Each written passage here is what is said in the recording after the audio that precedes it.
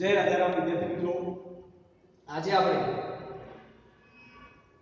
ધોરણ 6 સામાજિક વિજ્ઞાન પ્રાચીન નગરો અને ગ્રંથો એમાં ભાગ નંબર 2 અગાઉના ભાગમાં આપણે જોયું હતું કે પ્રાચીન નગરો અને જે ગ્રંથો હતા એ ગ્રંથો વિશેની વાત આપણે અગાઉના ભાગમાં આપણે કરી હતી. હવે થોડું એનાથી આગળ જઈએ આપણે, કારણ કે પ્રાચીન સમયમાં મળી આવેલા જે અવશેષો હતા, જે સ્ત્રોતો હતા, જે માધ્યમો હતા, એને જાણવા માટે આપણે કોશિશ કરીએ. દાખલા તરીકે એ લોકોનું ધાર્મિક જીવન કેવું હતું, એમની અંતમવિધિ કેવી હતી, એમની ભાષા અને લિપિ કેવી હતી, એમના જે સભ્યતાના જે સ્થળો હતા એ સ્થળો આપણને કઈ જગ્યાએ પ્રાપ્ત થયા હતા. આ ઉપરાંત હડપ્પી સભ્યતાનો અંત કેવી રીતે આવ્યો હતો.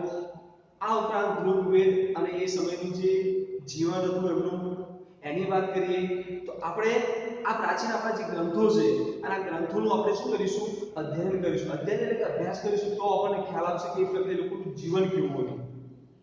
તો પહેલી વાત કરીએ કે ધાર્મિક જીવન અને અંતિમ વિધિ. જો ધાર્મિક જીવન, હડપ્પી સભ્યતાના લોકો ધાર્મિક જીવન વિશે આપણને મૂર્તિઓ અને મુદ્રાઓમાંથી માહિતી પ્રાપ્ત થાય છે. તો એ સમયે કોઈ લેખો એવા બધા અવશેષો પ્રાપ્ત ન હતા, પણ એ સમયની જે મૂર્તિઓ અને જે મુદ્રાઓ હતી, આ મુદ્રાઓમાંથી આપણને એ સમયની માહિતી આપણને પ્રાપ્ત મળે છે. બીજું કે આ મૂર્તિઓમાં માતૃકા દેવીની મૂર્તિ અને એ સમયના જે લોકો હતા, આ લોકો બહુ અગત્યનું સ્થાન આપતા, મહત્વનું ગણતા, કારણ કે માતૃકા દેવીની મૂર્તિને ધરતી માતાનું પ્રતીક ગણતા. ઇતિહાસકારો, પુરાતત્વવિદો આ બધા લોકોએ નોંધ્યું છે, સંશોધન કર્યું છે. સંશોધન કરતા જે પુરાવાઓ અને જે આધાર મળ્યા છે એના આધારે રજૂ કરેલી એક વાત છે કે પ્રાચીન સમયના અંદર, એ સમયની વાત કરીએ, હડપ્પી સંસ્કૃતિ, સિંધુ ખીણની સંસ્કૃતિ, ધોળાવીરા, લોથલ, રોજડી, સુરકુટડા, લાખાવાવડ વગેરે જે પ્રકારના જે વિસ્તારો હતા, અને આ વિસ્તારોમાંથી જે અવશેષો પ્રાપ્ત થયા હતા, આ જે અવશેષોની વાત છે આપણે વાત કરીએ અગાઉ કે હડપ્પી સભ્યતાના લોકોના ધાર્મિક જીવન વિશે એવું કહેવામાં આવે છે કે એ લોકો આપણને મૂર્તિ અને એની મૂર્તિની જે પૂજાઓ હતી અથવા એ મુદ્રાઓ હતી, મુદ્રાઓ એટલે કે આજે આપણે નાણાં રાખીએ છીએ, આ નાણાંની વાત કરવામાં આવે છે. એ મુદ્રાઓની મુદ્રિકાઓની વાત કરવામાં, એ મુદ્રાઓ ઉપરથી આપણને જે તે સમયની માહિતી પ્રાપ્ત થાય છે. અને એમાંય આ મૂર્તિઓના અંદર ખાસ કરીને માતૃકા દેવીની જે મૂર્તિ હતી, આ માતૃકા દેવીની મૂર્તિને મહત્વની ગણવામાં આવે છે. બીજું કે આ ઉપરાંત એ લોકો ધરતી માતાની પૂજા કરતા, કારણ કે ધરતી માતા એ આપણને અન્ન અને શું આપે છે, પાણી આપે છે. વિચાર કરો મિત્રો, આજે પણ આપણને ખબર છે કે જો ધરતી માતા ન હોય તો, ધરતીનું સ્વરૂપ ન હોય તો આજે માણસનું કે કોઈ પદાર્થનું કે કોઈ વસ્તુનું ટકવું પણ મુશ્કેલ બની જાય. તો ધરતી માતાને એ લોકો મહત્વનું સ્થાન આપતા, પાણીની પૂજા કરતા, અન્નની પૂજા કરતા, પાણીની પૂજા કરતા, ધરતી માતાની પૂજા કરતા. એટલા માટે નહીં કીધું કે મુદ્રાઓ એ માતૃકા દેવીની પૂજા કરતા, અને માતૃકા દેવી એટલે કે ધરતી માતાનું પ્રતીક. હડપ્પી સભ્યતામાંથી મળી આવેલા અવશેષોમાંથી એ લોકો જે પૂજા કરતા એ માતૃકા દેવીની મૂર્તિ હતી. માતૃકા દેવી એટલે ધરતી માતા, અને ધરતી માતાની પૂજા એ લોકો વિશેષ કરતા. બીજું કે આ ઉપરાંત એ લોકો અન્ન અને પાણી એ આપણને ક્યાંથી મળે છે, એ જમીનમાંથી મળે છે, ધરતીમાંથી મળે છે.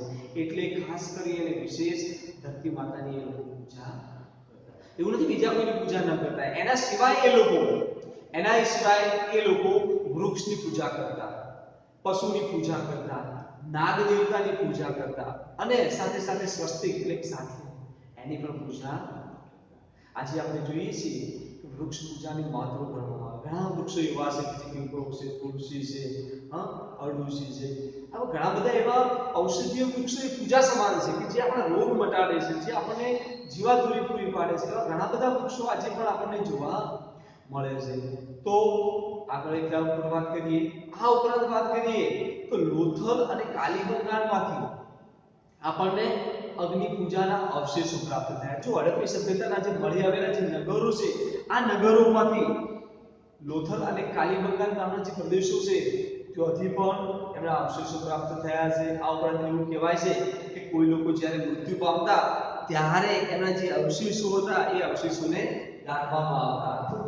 એ સમયના અંતની વાત કરીએ તો વ્યક્તિ મૃત્યુ પામે તો મૃત્યુ પામેલા વ્યક્તિના જે અવશેષો છે એ અવશેષોને જમીનમાં શું કરવામાં આવે મિત્રો? દાટવામાં આવે. અને એની સાથે કેટલીક વસ્તુઓ પણ રાખવામાં આવતી. એને પ્રિય હોય એવી વસ્તુ રાખવામાં આવતી હોય, એને ભાવતું ભોજન હોય એ પણ મૂકવામાં આવતું હોય, એનું મનપસંદ પ્રાણી હોય તો એને પણ દફનાવવામાં આવતું હોય, એના રમકડા હોય તો એ રમકડા પણ તો આ એક પ્રથા હતી, રિવાજ હતો એ સમયનો. તો આપણે વાત કરી એ સમયનું ધાર્મિક જીવન અને અંતિમ વિધિની વાત કરી. જો વૃક્ષ પૂજાની મહત્વ, કારણ કે વૃક્ષો આપણને પ્રાણવાયુ પૂરો પાડે. આપણે વિજ્ઞાનમાં જોઈએ છીએ કે વૃક્ષો એ આપણને શું આપે છે?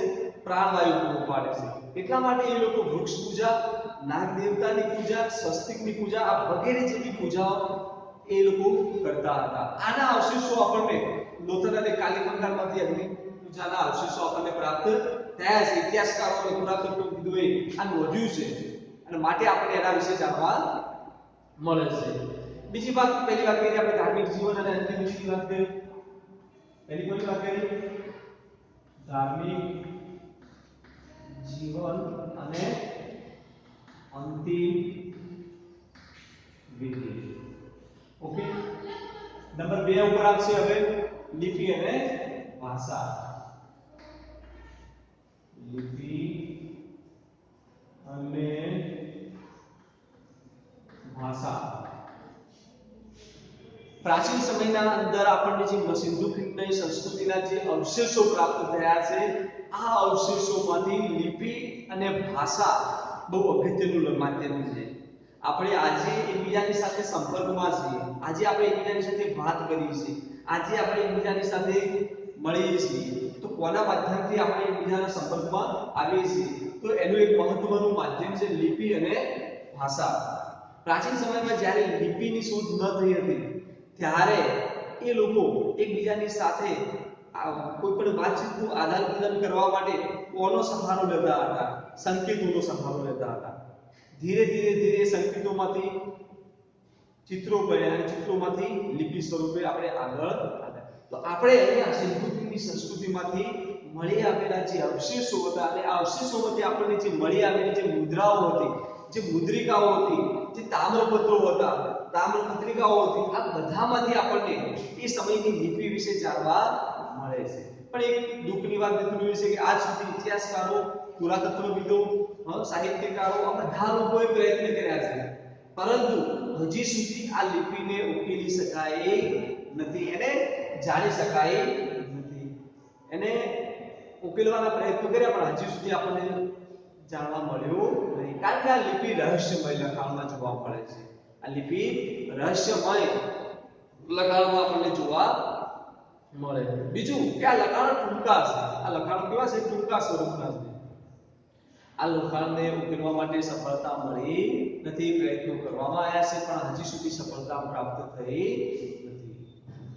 આપણે વાત કરીએ ગુજરાતમાંથી મળી આવેલા જે હડપ્પીય સભ્યતાના જે સ્થળો છે, નગરો છે, એની વાત કરીએ તો આપણે વાત કરીએ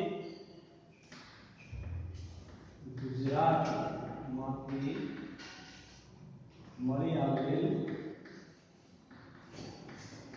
હડપ્પીય સ્થળો.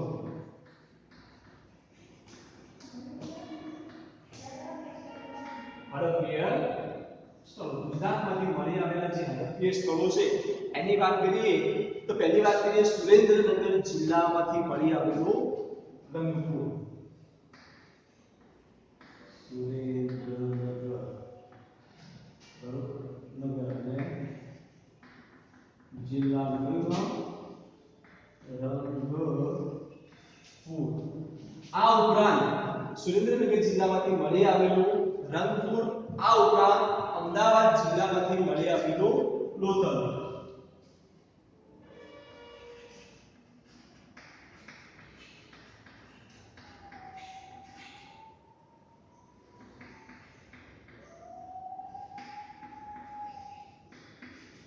અમદાવાદ જિલ્લાનું જો ગુજરાતમાંથી મળી આવેલા જે હડપ્પી સભ્યતાના નગરો હતા એમાં સુરેન્દ્રનગર, અમદાવાદ, રાજકોટ, કચ્છ, જામનગર. હવે વાત કરીએ મિત્રો રાજકોટ.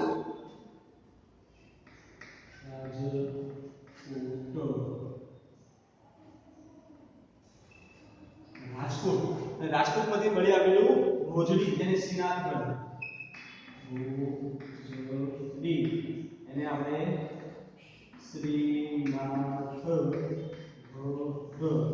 રાજકોટમાંથી મળી આવેલું ભોજડી એટલે કે જેને આપણે શ્રીનાથગઢ તરીકે ઓળખી. કચ્છમાંથી મળી આવેલું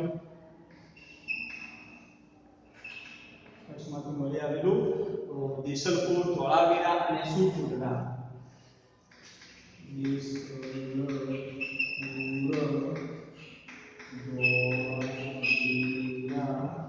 અને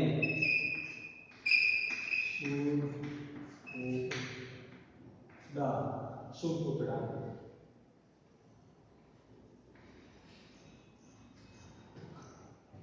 વિદ્યાર્થી મિત્રો, આ જે ગુજરાતમાંથી મળી આવેલા હડપ્પી જે સ્થળો છે આ સ્થળોમાંથી આપણને કેટલીક જગ્યાએ જૂના પુરાના મકાનો, માટીના અવશેષો, રમકડાઓ, કેટલીક જૂની પુરાણી દટાયેલી કબરો, તામ્રપત્રિકાઓ, મુદ્રિકાઓ વગેરે જેવા જે હડપ્પી કાળના જે સ્થળોના જે અવશેષો છે આ અવશેષો આપણને આ સ્થળો ઉપરથી પ્રાપ્ત થયા છે. આપણે જામનગરની વાત કરીએ તો જામનગરમાં લાખા વાવડ,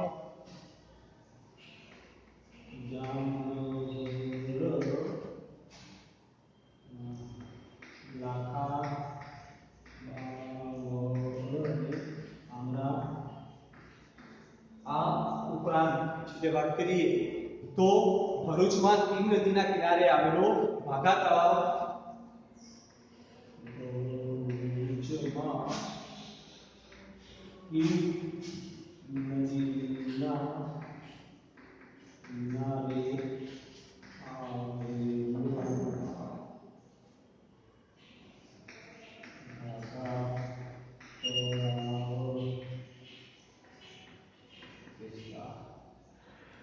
ગુજરાતમાંથી આપણને હડપ્પી સભ્યતાના જે સ્થળો છે આ સ્થળોમાંથી સુરેન્દ્રનગર, અમદાવાદ, રાજકોટ, કચ્છ, જામનગર, ભરૂચ વગેરે જેવા વિસ્તારો આપણને ત્યાંથી પ્રાપ્ત થયા છે. અને આ અવશેષોના આધારે, સંશોધનના આધારે પુરાતત્વવિદો, ઇતિહાસકારો એમાં ઉત્ખનન કર્યું, એમાં સંશોધન કર્યું અને સંશોધનના આધારે આપણને હડપ્પી સભ્યતાથી સિંધુકીની જે સંસ્કૃતિના જે અવશેષો હતા એમની જે માહિતી હતી એ માહિતી ત્યાંથી આપણને પ્રાપ્ત થાય છે. હવે વાત કરીએ કે હડપ્પી સભ્યતાનો અંત. જો કોઈ વસ્તુ જે જન્મે છે મૃત્યુ પામે અથવા જેનો જન્મ છે એનો અંત પણ છે. એ જ રીતે આ સભ્યતાનો અંતની વાત કરીએ તો હડપ્પી સભ્યતાના અંત.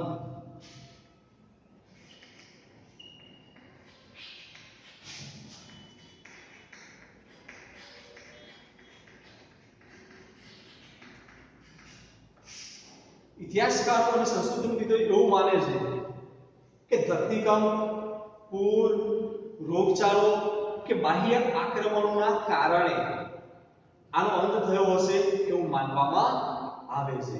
જો ઇતિહાસકારો, પુરાતત્વવિદો એ લોકોએ સંશોધનો કર્યા, સંશોધનોના અંતે એવું કીધું કે એનો અંત કોના આધારે થયો છે ભાઈ? કોતો ધરતીકંપ આવ્યો હોય, પ્રલય, પૃથ્વી ઉપર મોટો પ્રલય થયો હોય, અથવા પૂર આવ્યું હોય, રોગચાળો ફેલાયો હોય, અથવા કોઈ બાહ્ય વિદેશી આક્રમણો થયા હોય અને આ બધાના કારણે આ બધાનો અંત આવ્યો હોય એવું માનવામાં આવે છે.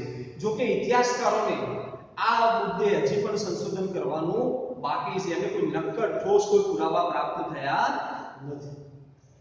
આપણે વાત કરીએ કે આપણા પ્રાચીન ગ્રંથોની વાત કરીએ તો આપણે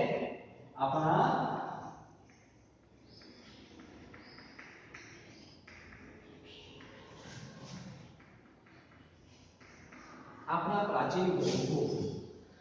જો આપણા પ્રાચીન ગ્રંથોની વાત આવે ત્યારે એના અંદર આપણે વાત કરીએ વેદોની વાત કરીએ કે વેદો 4 છે. વેદો કેટલા છે? 4 છે. ઋગ્વેદ, સામવેદ, યજુર્વેદ અને અથર્વવેદ. ઋગ્વેદ એ આપણો પ્રાચીનમાં પ્રાચીન વેદ છે અથવા ગ્રંથ છે, જેમાં 10 મંડળો આવેલા છે, 1028 પ્રાર્થનાઓ એટલે કે સૂક્તો આવેલી છે. બીજું તે પ્રાચીન જ્ઞાનનો ભંડાર છે. આ ઉપરાંત 1028 ઋચાઓનો એના અંદર સમાવેશ થયેલો છે. તેમાં પ્રાચીન જીવનનો ઉલ્લેખ પણ જોવા મળે છે. જો સંસ્કૃત કે વૈદિક ભાષામાં લખાયેલા વેદો આપણા એ સંસ્કૃત કે વૈદિક જે ભાષાઓ છે આ ભાષાઓના અંદર રચાયેલા છે અને એના અંદર આપણને આપણા પ્રાચીન જીવનનો આપણા પ્રાચીન સમયનો શું જોવા મળે છે? જીવનનો ઉલ્લેખ જોવા મળે છે. ઇતિહાસકારો પુરાતત્વવિદો ઇતિહાસ જાણવા માટે પ્રાચીન અવશેષોની સાથે ઋગ્વેદનો પણ અભ્યાસ કરે છે. જો ઇતિહાસકારો અને પુરાતત્વવિદો જે જૂના પુરાણા ગ્રંથો હોય એ ગ્રંથોનો એક રીતે અભ્યાસ કરે એ ગ્રંથોનો અભ્યાસ કરે ત્યારે એમાંથી આપણને ઇતિહાસ વિશેની અથવા પુરાતન કાળ વિશેની માહિતી પ્રાપ્ત થાય છે. બીજું કે ઋગ્વેદમાં પ્રજાકીય જીવનનો ઉલ્લેખ પણ જોવા મળે છે કે પ્રજાનું જીવન કેવું હતું, એ કેવી રીતે જીવન જીવતા હતા એનો ઉલ્લેખ પણ જોવા મળે છે. બીજું કે ઋગ્વેદમાં આદિઓના સામાજિક જીવન વિશેની માહિતી પણ પ્રાપ્ત થાય છે. સમાજમાં એકમમાં કુટુંબ એ મહત્વનું એકમ હતું. કુટુંબના અંદર પિતૃપ્રથા અને સંયુક્ત કુટુંબની વ્યવસ્થા. જો પિતાને મહત્વ આપવામાં આવતું. આદિઓના સમયના અંદર કુટુંબ એ પિતૃપ્રથા હતું, એક સંયુક્ત વ્યવસ્થા હતી.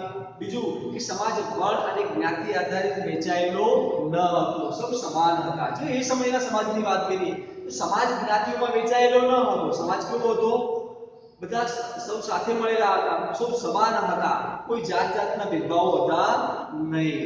સ્ત્રીઓને સમાજમાં ઊંચું સ્થાન આપવામાં આવતું. ત્યાં સ્ત્રીઓનું વર્ચસ્વ હતું. સ્ત્રીને સહધર્મચારિણી ગણવામાં આવતી. યજ્ઞમાં તેની હાજરી આવશ્યક ગણાતી. તેઓ અભ્યાસ પણ કરી શકતી. તેઓ એટલે કે સ્ત્રીઓ તેમાં અપારા, લોપામુદ્રા, ઘોષા જેવી વિદુષી સ્ત્રીઓના ઉદાહરણો આપણને ઋગ્વેદમાં જોવા મળે છે. બીજું કે કન્યાઓ જ્યારે પુખ્તવયની થાય ત્યારે એના લગ્ન કરવામાં આવતા. વિચાર કરો આજનો સમય અને એ ઋગ્વેદ વેદકાલીનનો જે સમય છે મિત્રો, આ વેદકાલીન સમયની વાત કરીએ અને આજના સમયની તુલના કરીએ, તફાવત કરીએ તો આપણને જાણવા મળે છે કે હજી પણ આપણે કંઈક ને કંઈક પાછા છીએ. એ સમયે જો સ્ત્રીઓને મહત્વનું સ્થાન આપવામાં આવતું, યજ્ઞમાં સાથે બેસાડવામાં આવતી, પુખ્ત વયની થાય ત્યારે એના લગ્ન કરવામાં આવતા, સમાજમાં એનું વર્ચસ્વ હતું, એને સહધર્મચારિણી ગણવામાં આવતી, પુરુષના સમાન ગણવામાં આવતી. સમાજમાં કોઈ ઊંચ નીચના ભેદભાવ ન હતા, સૌ સમાન હતા. એનો મતલબ એ થયો કે એ સમયમાં આપણું ધાર્મિક જીવન અથવા જે આપણા ગ્રંથો હતા, વેદો હતા, આ બધામાંથી આપણને બધી માહિતી જોવા મળે છે. બીજું કે ઋગ્વેદના અંદર એ પણ માહિતી મળે છે કે લોકો પ્રકૃતિની પૂજા કરતા. ઇન્દ્ર, વરુણ, અગ્નિ, સૂર્ય આ વગેરેની પૂજાનો ઉલ્લેખો પણ આપણને જોવા મળે. જો ઇન્દ્ર, અગ્નિ, વરુણ, સૂર્ય આ બધાની પૂજાના ઉલ્લેખો આપણને જોવા મળે છે. બીજું કે ઋગ્વેદમાં ગાયો, ઘોડાની અને બળદની ચર્ચાઓ પણ જોવા મળે છે. આ જીવનમાં પશુપાલન નું મહત્વ સૂચવે છે. પશુ અને પંખીઓ માટેના મુખ્ય ઉદ્દેશો સૂચવે છે. મિત્રો એનો મતલબ એ થયો કે એ સમયના અંદર લોકો પ્રાણીઓની પૂજા કરતા, વૃક્ષોની પૂજા કરતા, ઇન્દ્ર દેવતાની પૂજા કરતા, સૂર્યની પૂજા કરતા. આ વૈદિક કાળમાં અર્થવ્યવસ્થામાં પ્રારંભિક ચરણમાં કૃષિ એ ગૌણ ગણવામાં આવે. જો આ વૈદિક કાળના અંદર પ્રારંભિક ચરણ વાળી પ્રારંભિક વિભાગના અંદર કૃષિ એટલે કે ખેતીને કેવી ગણવામાં આવતી હતી મિત્રો? ગૌણ ગણવામાં આવતી હતી. વિચાર કરો. તો આપણે આજે જે મિત્રો વાત કરી એકવાર ફરીથી આની સંકલ્પના કરી લઈએ કે પ્રાચીન નગરો અને ગ્રંથો, ધાર્મિક જીવન અને અંતિમવિધિ, લિપિ અને ભાષા, ગુજરાતમાંથી મળી આવેલા મુખ્યના સ્થળો, સુરેન્દ્રનગરમાંથી મળી આવેલા અમદાવાદ, રાજકોટ, જામનગર, ભરૂચ, હડપ્પી સભ્યતાનો અંત કેવી રીતે આવ્યો અને આપણા પ્રાચીન ગ્રંથોના અંદર આપણે વેદોની વાત કરી કે વેદો મિત્રો 4 છે: ઋગ્વેદ, સામવેદ, અથર્વવેદ, યજુર્વેદ. આ વેદોમાં ઋગ્વેદને મહત્વનો ગ્રંથ ગણવામાં આવે છે. સામવેદ એ સંસ્કૃતની ગંગોત્રી છે. આ વેદોના અંદર દેવી દેવતાઓની સ્તુતિઓ આવેલી છે, એની આરાધનાઓ આવેલી છે, વૃક્ષ પૂજા, ધરતી માતાનું પૂજા, યજ્ઞ યજ્ઞાદિ ક્રિયાઓ વગેરેની સ્તુતિઓ આવેલી છે. આ બધા ઉપરથી આપણને એમના જીવન વિશેની માહિતી મળી. એવું કહેવાય છે કે ઋગ્વેદિક કાળમાં આર્યોએ પિતૃપ્રધાન કુટુંબ વ્યવસ્થામાં જીવન જીવતા હતા. આ ઉપરાંત એમનું જે જીવન હતું એ જીવનના અંદર સ્ત્રીઓને સમાન દરજ્જો આપવામાં આવતો હતો. બીજું કે સ્ત્રીને સધર્મચારીણી ગણવામાં આવતી હતી, એને યજ્ઞમાં બેસવાની પણ છૂટ મળતી હતી. એ સમયની વૈદિક કાળની સમયની વાત કરીએ તો પ્રાચીન સમયના વૈદિક કાળની અર્થવ્યવસ્થામાં પ્રારંભિક જે વ્યવસ્થા હતી, આ વ્યવસ્થાના અંદર કૃષિ એટલે કે ખેતી એને શું ગણવામાં આવતી હતી? ગૌણ ગણવામાં આવતી હતી. તો વિદ્યાર્થી મિત્રો, આજે આપણે જોયું પ્રાચીન નગરો અને ગ્રંથો, એમાં ધાર્મિક જીવન, ભાષા, લિપિ બધાનો અભ્યાસ કરો. હવે આપણે નવા પ્રકરણ સાથે આપણે ફરીથી મળીશું. જય રાજારામ.